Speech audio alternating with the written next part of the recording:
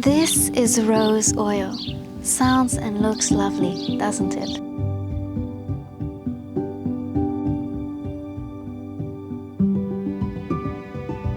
This luxurious oil is so simple to make, it costs very little, and it's so good for you.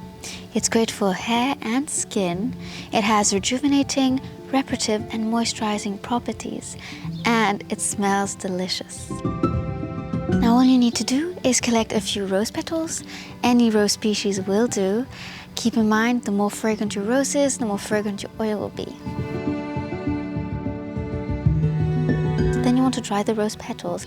Now this is very important because rose petals contain a lot of moisture, and this moisture could cause the oil to go rancid during the maceration process.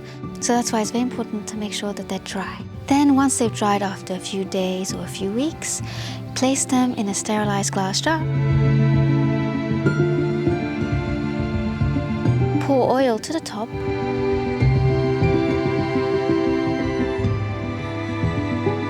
Place a weight to make sure that the plant material is submerged in the oil.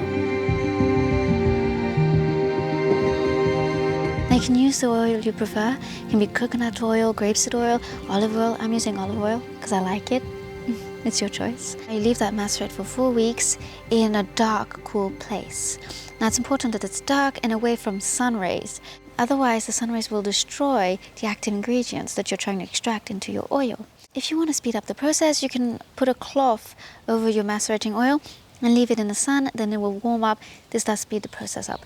But I don't really mind. I like it to take its time, so I left it for 4 weeks or a bit. And so once it's ready, once it's macerated minimum 4 weeks, you can go ahead and strain it. I use a cheesecloth and I strain it inside a bowl.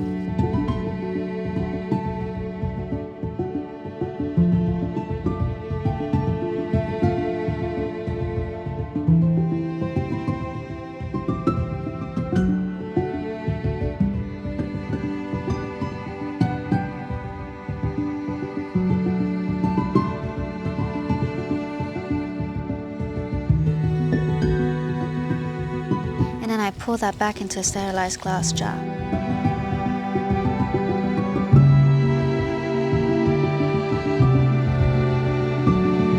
And then it's ready to be used. You see, I told you, so simple, so easy.